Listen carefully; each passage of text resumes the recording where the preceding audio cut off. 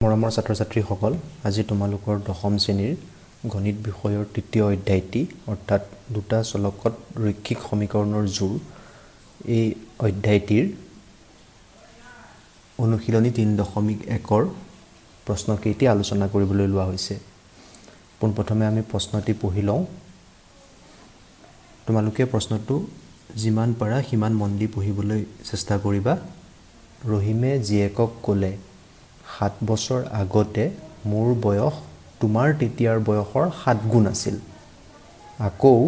আজিৰ পৰা ৩ বছৰ পিছত তুমি যিমান ডাঙৰ হ'বা মই তাৰ ৩ গুণ হ'ম। এই পৰিস্থিতিটোক বীজীয়ভাৱে আৰু জ্যামিতিকভাৱে অৰ্থাৎ লৈখিকভাৱে প্ৰদৰ্শন কৰা। এই ভিডিঅ'টিত আমি বীজীয়ভাৱে প্ৰদৰ্শন কৰাৰ পদ্ধতিটোৰ বিষয়ে আলোচনা কৰিম। ঠিক আছে, এতিয়া বীজীয়ভাৱে প্ৰদৰ্শন কৰা মানে কি হ'ল? বীজীয়ভাৱে কেনেকুৱা হ'ব? a1x plus b1y plus c1 equal to 0 হয়নে? আৰু a2x plus b2y plus c2 equal to 0 হ'ল। এই দুটা হ'ল দুটা পৰিস্থিতিক দুটা ইটো সিটোৰ ওপৰত সম্পৰ্ক থকা পৰিস্থিতিক বীজীয়ভাৱে প্ৰকাশ কৰাৰ পদ্ধতি হ'ল। আৰু ইয়াৰ দুটা চৰ্ত আছিল নহয়, তোমালোকে এতিয়া চৰ্ত দুটা মনত পেলোৱা। চৰ্ত দুটা কি আছিল? প্ৰথম চৰ্তটো আছিল যে a1 b1 c1 আৰু লগতে a2 b2 c2 এইসমূহ কি হয়? বাস্তৱ সংখ্যা। আৰু দ্বিতীয় চৰ্তটো আছিল যে আমাৰ a1 square plus b1 square not equal to 0 আৰু লগতে a2 square plus b2 square not equal to 0 হয়। এতিয়া আমি প্ৰথম পৰিস্থিতিটো এবাৰ ভালদৰে পঢ়ি লওঁ। ৭ বছৰ আগতে মোৰ বয়স অৰ্থাৎ ৰহিমৰ বয়স তোমাৰ তেতিয়াৰ বয়সৰ অৰ্থাৎ ৰহিমৰ জীয়েকৰ তেতিয়াৰ বয়সৰ ৭ গুণ আছিল হয়। ইয়াত আমি এতিয়া কি বস্তু পালোঁ? প্ৰথম বস্তুটো পালোঁ যে আমি ৭ বছৰ আগতে হয় মোৰ বয়স ৰহিমৰ বয়স, তৃতীয়তে ৰহিমৰ জীয়েকৰ তেতিয়াৰ বয়স আৰু ৭ গুণ হ'ল। অৰ্থাৎ আমাৰ এতিয়া আমি এই পৰিস্থিতিটোক আমি a1x plus b1y plus c1 equal to 0 এই ফৰ্মটোত আমি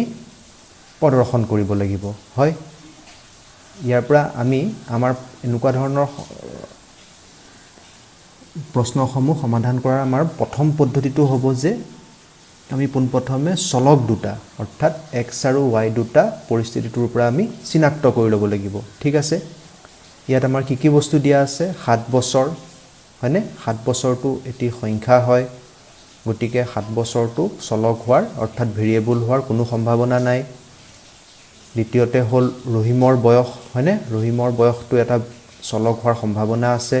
ৰহিমৰ জীয়েকৰ বয়স, এইটো জীয়েকৰ বয়সতো আমাৰ নিৰ্দিষ্ট সংখ্যা নহয়, গতিকে এইটোৰো চলক হোৱাৰ সম্ভাৱনা আছে। আৰু ৭ গুণ এইটো আমাৰ এটা নিৰ্দিষ্ট সংখ্যা, গতিকে ইয়াৰ চলক হোৱাৰ কোনো সম্ভাৱনা নাই। ঠিক আছে, এতিয়া আমি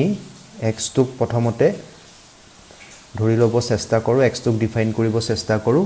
ঠিক আছে, আমি এক্সটোক ধৰি লওঁ যে এক্স মানে হ'ল ৰহিমৰ বৰ্তমান বয়স। ঠিক আছে, আমাৰ দ্বিতীয় বস্তুটো হ'ল যে ৰহিমৰ জীয়েকৰ বয়স। ঠিক আছে, y আমি ধৰি লওঁ ৰহিমৰ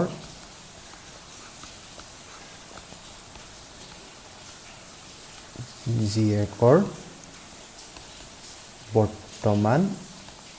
বয়স। ঠিক আছে, এতিয়া আকৌ এবাৰ আমি প্ৰথম পৰিস্থিতিটোক পঢ়োঁ। কি কৈছে? ৭ বছৰ আগতে ৰহিমৰ বয়স হয়নে? ঠিক আছে, আমি এক্স কি ধৰিছিলোঁ? ৰহিমৰ বৰ্তমান বয়স হয়। ৰহিমৰ বৰ্তমান বয়সৰ পৰা ৭ বছৰ বিয়োগ কৰিলে আমাৰ কি হ'ব? ৭ বছৰ আগতে ৰহিমৰ বয়স। ঠিক আছে, তাৰ লগত আমাৰ এতিয়া ৰহিমৰ জীয়েকৰ বৰ্তমান বয়স তাৰ পৰা 7 বিয়োগ কৰিলে আমাৰ আমি ৰহিমৰ জীয়েকৰ 7 বছৰ আগৰ বয়স পাম ঠিক আছে আৰু এই দুইটাৰ মাজৰ সম্পৰ্কটো কি 7 বছৰ আগতে ৰহিমৰ বয়স ৰহিমৰ জীয়েকৰ তেতিয়াৰ বয়সৰ 7 গুণ আছিল হয়নে অৰ্থাৎ এই দুটাৰ মাজৰ সম্পৰ্কটো আমি স্থাপন কৰিব চেষ্টা কৰো সম্পৰ্কটো আমাৰ কি হ'ব হয়নে বুজি পাইছা তোমালোকে এতিয়া আমি ইয়াত পৰিস্থিতিটোৰ লগত খাপ খাইছে নাই চাও 7 বছৰ আগতে ৰহিমৰ বয়স ৰহিমৰ জীয়েকৰ তেতিয়াৰ বয়সৰ 7 গুণ আছিল হয় ঠিক আছে বুজি পাইছা এতিয়া আমি এটুক ভাঙি দিও x - 7 = 7y - 49 হয় এইটুক আমি এতিয়া x চলক তাৰ পিছত আমি y চলকটো লিখিম তাৰ পিছত আমি -7 + 49 = 0 হল x - 7y + 42 = 0 হল এইটো তোমালোকে এতিয়া চোৱা এই এক নম্বৰটো আমি আমাৰ যেটো স্ট্যান্ডার্ড ফরম্যাট তাত পালন নাই a1x + b1y + c1 = 0 হয় ঠিক আছে এতিয়া আমি দ্বিতীয় পৰিস্থিতিটো a2x + b2y + c2 এই ফৰম্যাটত প্ৰতিষ্ঠা কৰিবৰ কাৰণে আমি চেষ্টা কৰো ঠিক আছে আমি এতিয়া বাক্যটো এবাৰ পঢ়ি লওঁ পৰিস্থিতিটো আকৌ আজিৰ পৰা 3 বছৰ পিছত তুমি অৰ্থাৎ ৰহিমৰ জীয়েক যিমান ডাঙৰ হ'ব মই অৰ্থাৎ ৰহিম তাৰ 3 গুণ হম হয় মানে আমাৰ এটা কেনেকুৱা হ'ব আজিৰ পৰা অৰ্থাৎ ৰহিমৰ বৰ্তমানত বয়সৰ লগত 3 যোগ কৰিলে অৰ্থাৎ 3 বছৰৰ পিছত ৰহিমৰ বয়স যিমান হ'ব সেই বয়স ৰহিমৰ জীয়েকৰ বয়সতকৈ ৰহিম 3 গুণ ডাঙৰ হ'ব হয় এটুক যদি আমি বিজয়ভাৱে প্ৰদৰ্শন কৰো অৰ্থাৎ 3 বছৰৰ পিছত ৰহিমৰ বয়স 3 বছৰৰ পিছত ৰহিমৰ বয়স জীয়েকৰ বয়সৰ 3 গুণ হ'ব হয় এটুকু আমি x + 3 = 3y + 9 ঠিক এই ধৰণে আমি এতিয়া বাওঁফালে আনিবলৈ চেষ্টা কৰো x - 3y + 3 - 9 = 0 x - 3y - 6 = 0 ঠিক আছে এই দুটা আমি এতিয়া বিজয়ভাৱে প্ৰদৰ্শন কৰিলো ঠিক আছে তোমালোকে বুজি পালা এই ধৰণৰ প্ৰশ্নসমূহ কৰোতে তোমালোকে সদায় পৰিস্থিতিটোৰ পৰা চলকটোক কি ধৰণে চিনাক্ত কৰিবা অৰ্থাৎ x আৰু y এই চলক দুটা তোমালোকে কি ধৰণে চিনাক্ত কৰিবা হেতু তোমালোকৰ প্ৰথম স্টেপ হ'ব আৰু এই চলক দুটা সঠিকভাৱে চিনাক্ত কৰিব পৰাৰ ওপৰতে তোমালোকৰ বাকি গুটেই প্ৰশ্নটিৰ উত্তৰটো তোমালোকৰ নিৰ্ভৰ কৰিব ঠিক আছে বুজি পালা ঠিক আছে আমি এতিয়া দ্বিতীয় প্ৰশ্নটি কৰিবৰ কাৰণে চেষ্টা কৰো ঠিক আছে দ্বিতীয় প্ৰশ্নটো এবাৰ আমি পঢ়ি লৈছো এটা ক্ৰিকেট দলৰ প্ৰশিক্ষকে 3খন বেট আৰু 6টা বল 3900 টকাত কিনে ঠিক আছে পিছত তেওঁ 1300 টকাত একে ধৰণৰ এখন বেট আৰু 3টা বল কিনে এই পৰিস্থিতিটোক বিজয়ভাৱে আৰু জ্যামিতিকভাৱে অৰ্থাৎ লৈখিকভাৱে আমি বৰ্ণনা কৰিব লাগে ঠিক আছে ইয়াতো সেই ধৰণে দুটা পৰিস্থিতি আছে এটা ক্ৰিকেট দলৰ প্ৰশিক্ষকে 3খন বেট আৰু 6টা বল 3900 টকাত কিনে ঠিক আছে ইয়াত কি কি বস্তু আছে এতিয়া আমাৰ পোন প্ৰথমে আছে আমাৰ 3খন বেট আৰু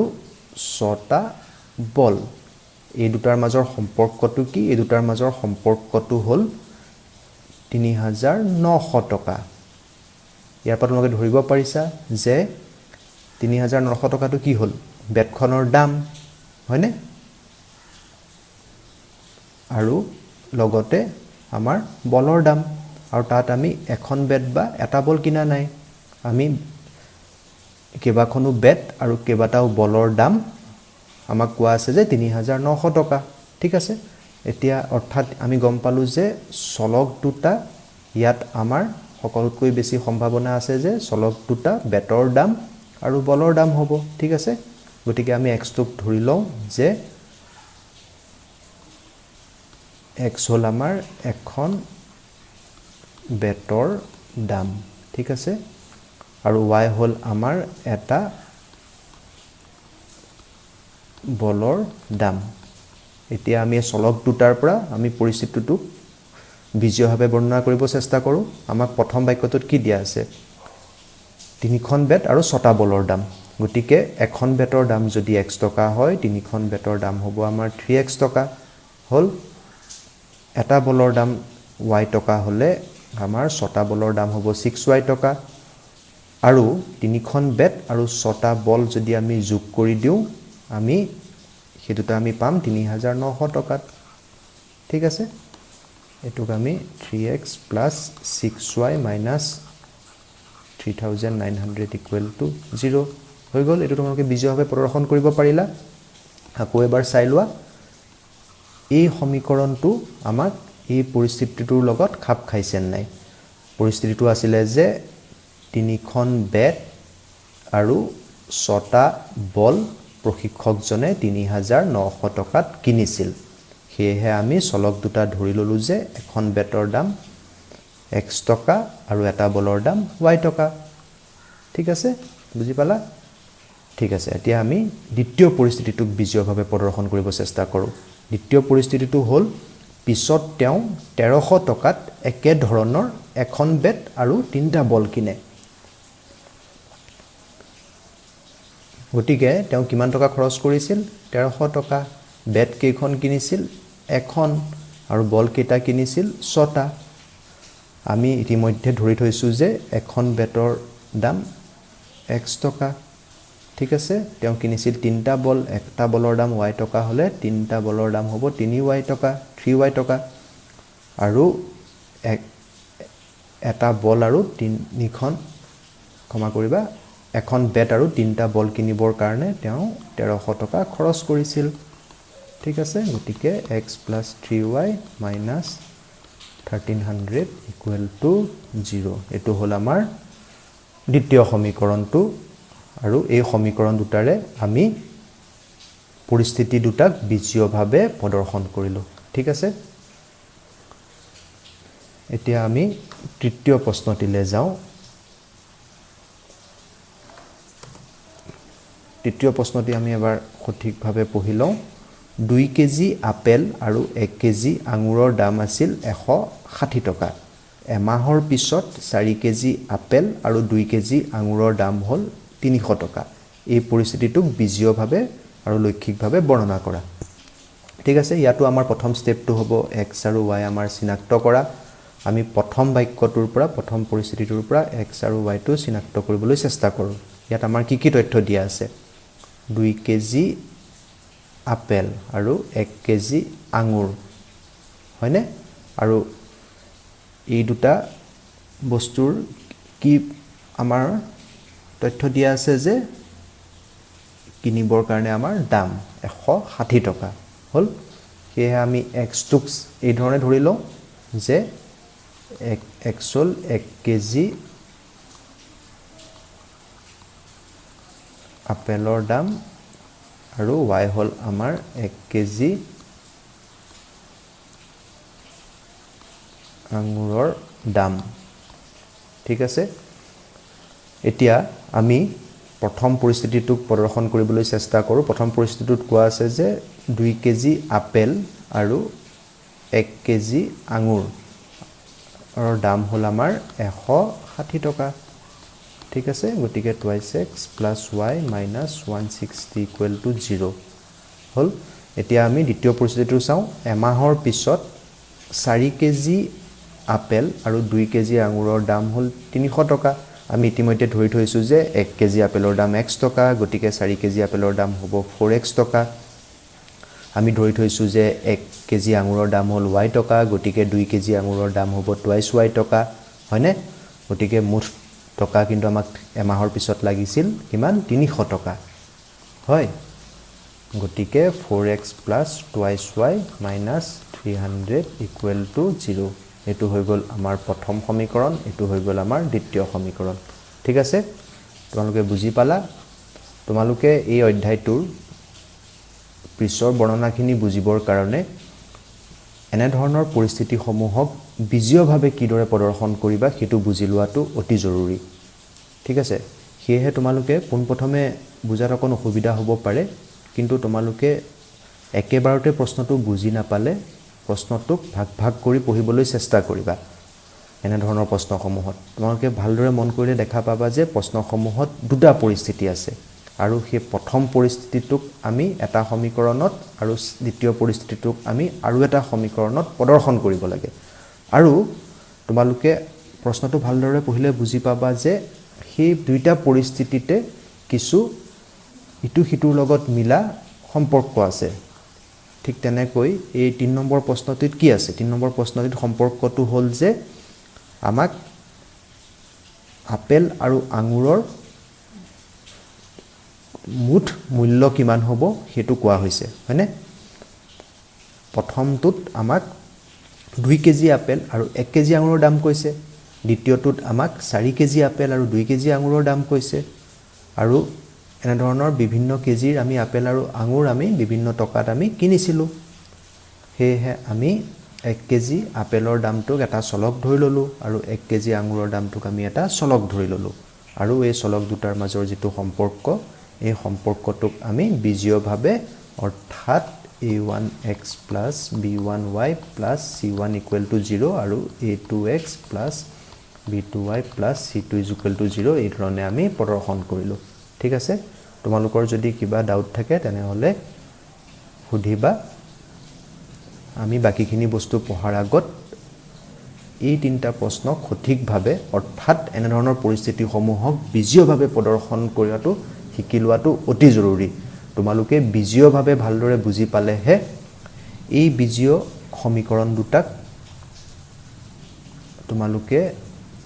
জ্যামিতিকভাৱে প্ৰদৰ্শন কৰিবলৈ সুবিধা পাবা ঠিক আছে ধন্যবাদ